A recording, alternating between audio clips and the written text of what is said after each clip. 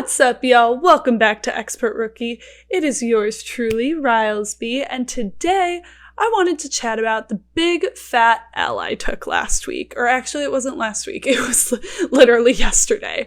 I filmed my first podcast in Austin, which is super fucking exciting, and I forgot to turn on the record button. So it was technically recording because I have it hooked up to my computer, but you are able to see literally all of the camera metrics in it because I didn't put it into the right frame. So rest in peace, that episode. Of course, we're still going to post it because it's all about consistency and still going. And guess what? Perfection isn't real. So yeah, it was a mess up, but the content is amazing. I think you guys will enjoy. I know what is said in there came from my heart and it is incredibly important. And I know someone out there needs to hear it. So check it out, and thank you for bearing with my technical difficulties. That brings me into this episode, which is all about winging it. And that has, in the past, never been a strong suit of mine, but I'm not making that my identity anymore. Winging it is definitely an art form, though. And it definitely takes guts and it takes courage. When I went into yesterday's episode, I was kind of winging it a little bit because I was super excited to film in Austin, to get this thing going. And also I had just bought a new camera lens, so I was really freaking pumped to use it. And as you saw, we were so excited, we forgot and had a little bit of a hiccup in there. But the point is that we still did the thing. And we still went after it, and we're going to continue to post it. We're going to continue to promote it. We're going to keep moving forth with it. And that's kind of the essence of winging it, is like doing it despite, going after it despite maybe not having the experience or not knowing what you're walking into. Literally today's episode I knew was just going to be about winging it. I had no idea what I was going to say. And now look at, here we are. We're saying something. We're saying something that I believe is incredibly valuable. But winging it is not based in anything other than you having the courage and the confidence to go after it, no matter what. I do not believe in this notion that you need to have a stack of evidence to build confidence in yourselves. Sure, that may be true, that it can help build confidence over a long period of time. But winging it and going after things in your life is about having the confidence in the moment and the courage in the moment to do it. And that doesn't take a stack of evidence, because you're not going to know if you can do it or if it works for you or if it's even going to work out at all. You just kind of have to go and see what happens. And that takes confidence and that takes courage. So winging it, in essence, is confidence. You don't need the stack of proof. How do we get there, though, to this place of, well, I'm just going to fuck it and do it? And I think that takes a little bit more strategy and a little bit more preparation internally, because what confidence comes down to is how much self-trust you have inside of you. And in the world we live in, I think self-trust is few and far between. It's something that we don't put a lot of emphasis on, we don't think about often. It's the problem that I feel like is unsolved or is not talked about. It's really common to talk about mental disorders, right? Or like ADHD, or talk about anxiety, but we don't talk about the disorder of self-trust. The disorder of self-trust is not being aligned with yourself and trusting yourself so that you can move forth in the world. The disorder of self-trust is not believing in yourself or having the confidence in yourself to act in this world. The disorder of self-trust is more prevalent than anything else in this world. And that is because it is the cause of most of these underlying issues. It is the cause of massive anxiety. It is the cause of massive fear. It feeds on our anxieties and our insecurities, which lead to these other mental disorders and mental health issues. And that is the bigger issue, but we don't focus on that at all.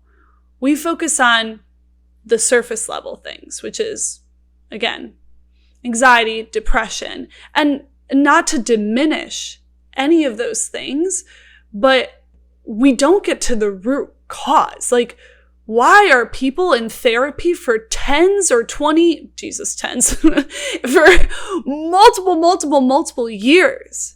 It's because they're not healing. You're supposed to be healing when you're going to therapy and when you're doing things. It's not meant to be this prolonged, lifelong thing. And that's because we don't get to the root of it, which is self-trust and believing in ourselves. As a society, we also love to throw pills at the problem because pills are easy. They're the right solution. Just give them a pill and that'll fix everything.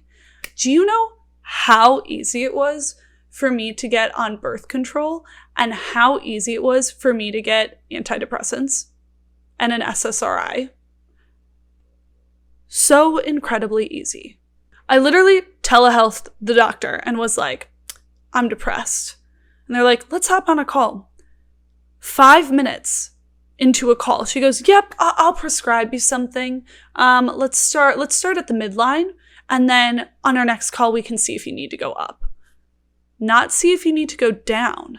See if you need to go up, which is crazy. So she's already in her head thinking, I'm probably going to need to prescribe more medication, not less, because it's not about management at that point. It's just about getting rid of the problem instead of looking at how can we help this individual and take care of this individual and give them the tools to manage their issues and work through their issues.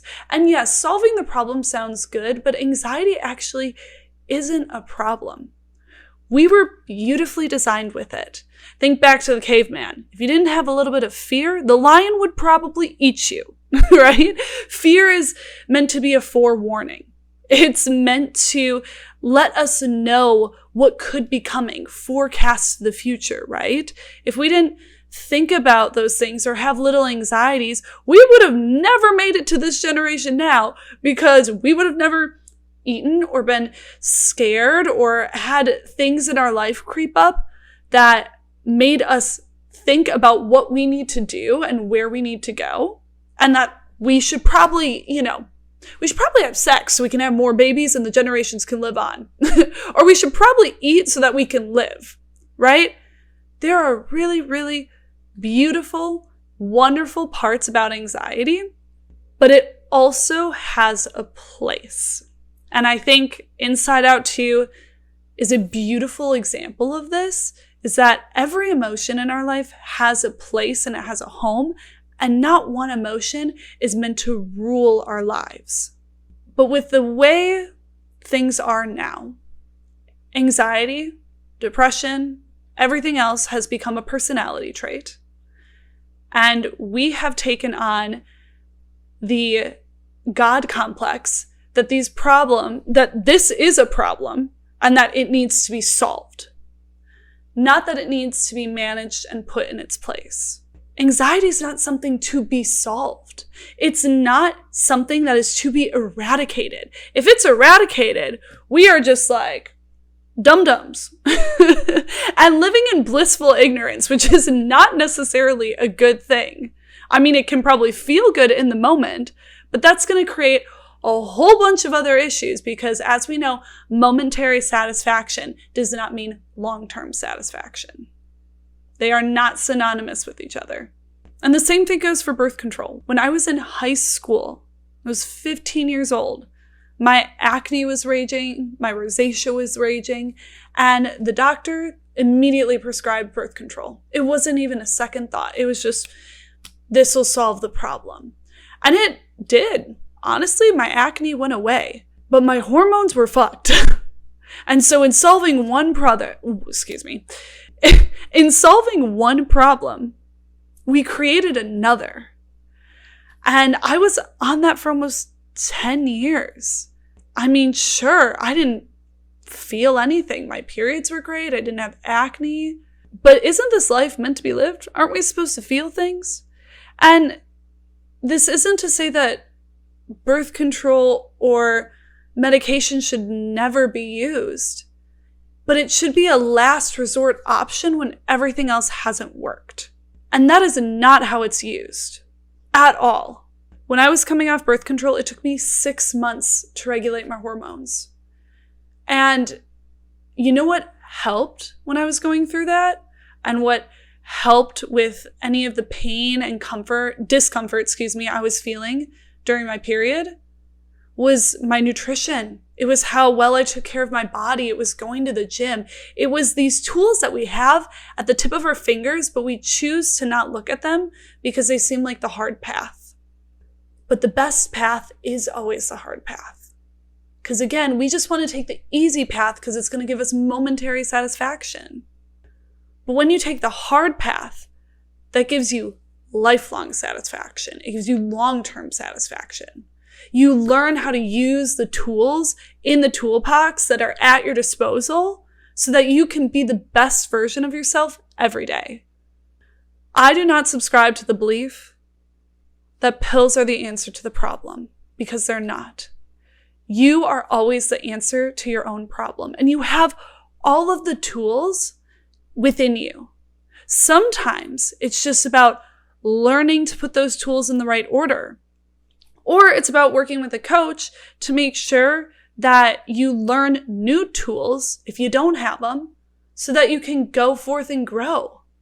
It's about figuring out what works for you as a person and using that so that you can be at your peak, so that you can live the life of your dreams, so that you can go after your passions, so that you can travel whenever you want, have all the money you want. But we can't do those things when we're taking the easy way out. We can't be our best selves when we're choosing short-term gain for long-term pain. And to round this back to the disorder of self-trust, we cannot move forth at all if we don't get to the root cause, which is why we don't trust ourselves. And often this is something we don't even recognize or think about because it's so deep within us. It's something that maybe happened when we were a child. It was something that maybe hurt us that we don't remember. It's maybe something that we do remember that has unconsciously played in our lives for so long, and we've listened to it because that supposedly kept us safe.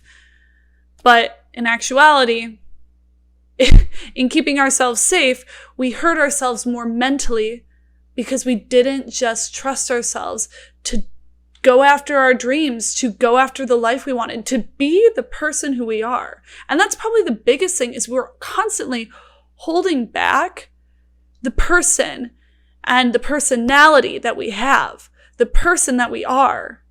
And I am guilty of this too. That's why I can speak to it. My body has been so trained from a young age to get anxious around new people. Even though I have no reason to be, because who cares if these people like me? Genuinely. I don't know you.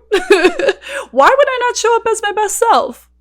But my body is like, no. We cannot handle social rejection. We must, in order to survive, play it safe, keep it cool, be cool, if that's even possible for me, which I don't know if it is. But we must be in zen and awesome. Yes. Yes. No. I can literally remember losing my first friend, and I didn't know what I did. And I literally was like, I don't understand why these people aren't hanging out with me. It was in kindergarten, first grade, second grade. And I had been friends with one girl. And then all of a sudden, she literally just stopped hanging out with me and started hanging out with this other girl who would say very, very mean things about me, who would bully me, tell me I was stupid, pick on me, the whole 9 yards, right? So then my body and my brain said, you know what? If we're going to be cool and in with the cool kids and have friends, we need to not be who we are, because that is how we lost our first friend. We need to be someone else. So since then, my nervous system, Oh yeah, every time I walk in a new room. And it's something that I actively retrain and reframe every single time. And every single time, it gets easier. Until one day, I know I won't even think about it. But it's like any sport. You have to train to become perfect. And even when you're perfect, sometimes you're going to miss a shot. You know, Giannis doesn't make all of his free throws. And I love Giannis. He's freaking one of the best basketball players out there. But sometimes anxiety still creeps up because it's a part of us. We're designed with it. It's innate. And it's okay to feel that way. But you have the power to change that. You have the power to override the system. Literally, you are no longer on autopilot. You are going into manual mode. We're taking the rocket ship and we're going to the moon. That's right. So now, when I get into new situations with new people, my nervous system, it has its moments and it'll pop up. And then I say, no. Thank you so much, but not today. I am showing up with no fear. And my nervous system says, okay, prove it. And this is where it comes to winging it. You just go for it. You just show the parts of yourself that you wouldn't normally show. I be my weird, goofy, crazy self. I just spit on the microphone. That's so disgusting. I just go after it. Yeah, and as you can see, I just spit, and that's gross. But guess what? It happened, and it's me, and it's part of this episode. Hashtag rookie rep, y'all. And I can't even say rookie rep. Rookie. Hashtag rookie rep.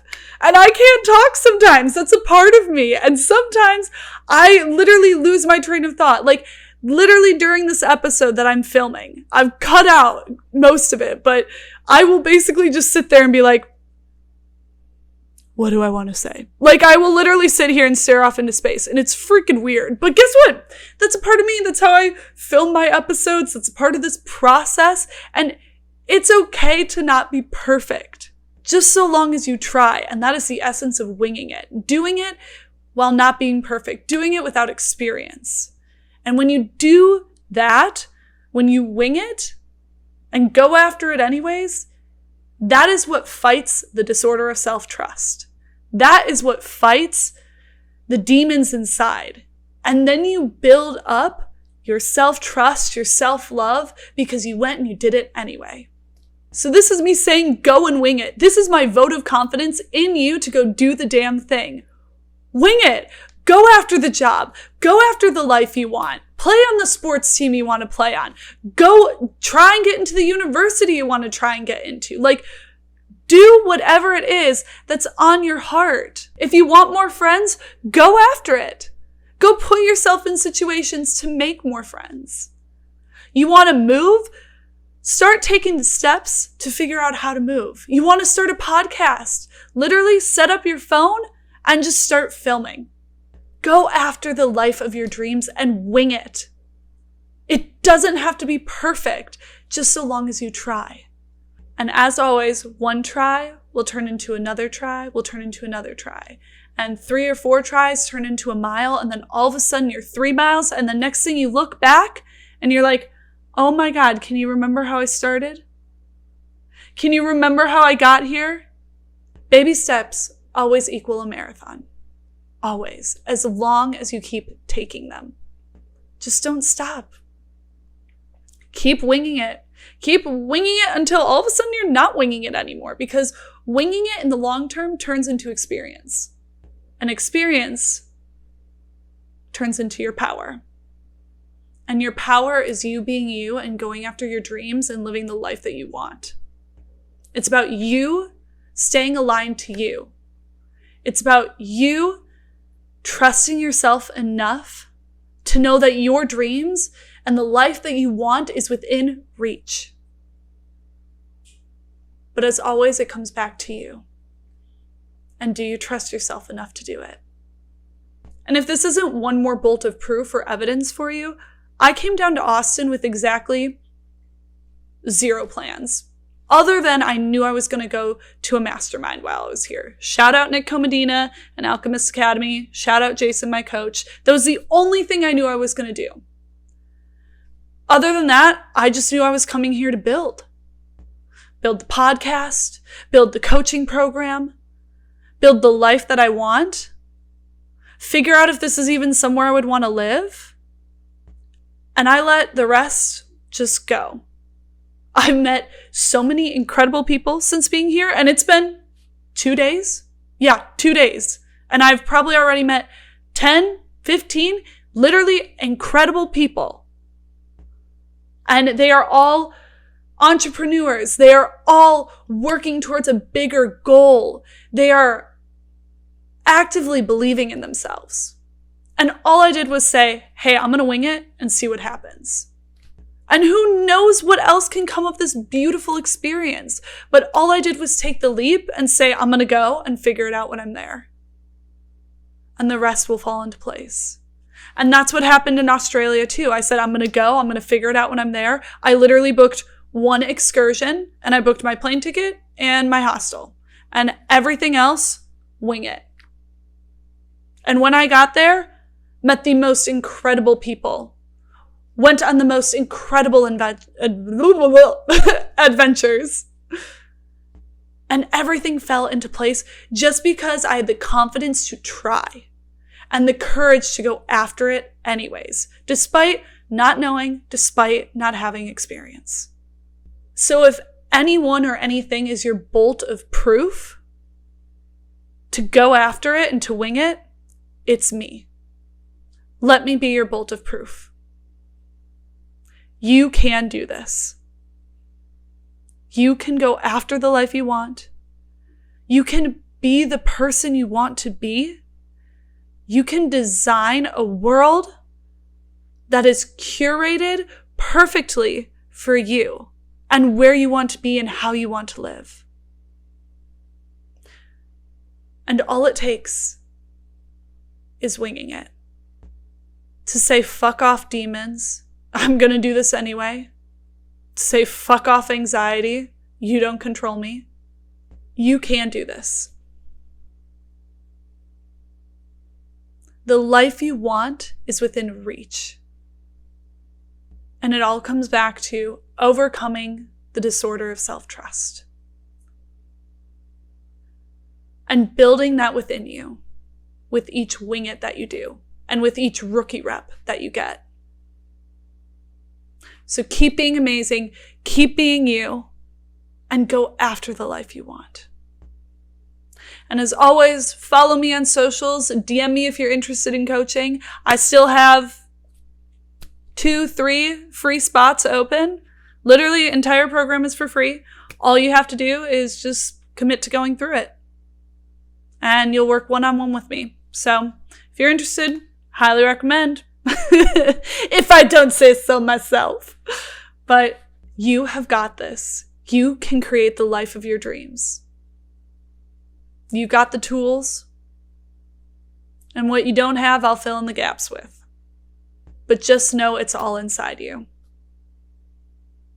All right, y'all. That's all I got. I love you. You're doing amazing. And ka-chow. I don't know if we like that, but we're going to go with it anyway. So, adios, you guys. Oh, we're back. This is just a bonus feature on this episode. First of all, I'd like you to meet my friend Dan. Yes, this is Dan. He's going to be featured in a lot more podcasts coming up. So please, everyone, meet Dan. And for those of you listening on audio, Dan is the man in the portrait next to me. So, everybody, welcome Dan to the studio. Thank you, Dan, for your service. Secondly, another bolt of proof I was thinking about. Look at this giant, I don't know where it is, this giant shadow behind me. I couldn't figure out my lighting today. Is what it is. Doesn't stop me from recording. Again, wing it, go after it anyways. Fucking figure it out while you're there.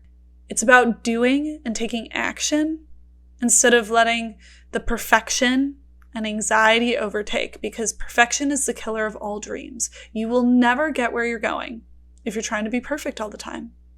Being perfect is fake, There is no such thing as it. Even when I was working in entertainment, the amount of mess-ups we had that editing covers up. Dude, editing covers up so much. It's like, talk about peak performance, that's editing.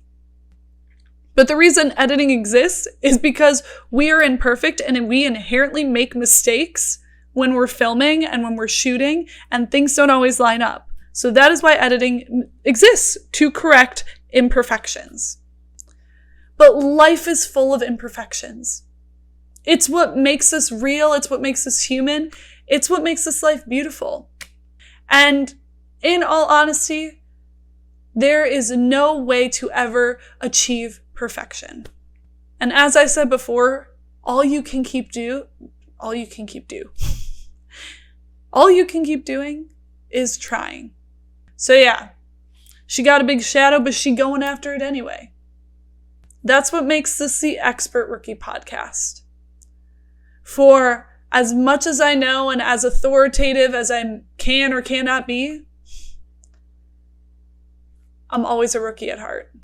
And if you're not a rookie, you're never learning and you're never growing and you're never trying new things and you're never innovating.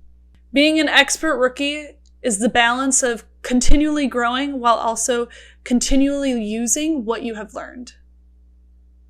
And you smush them together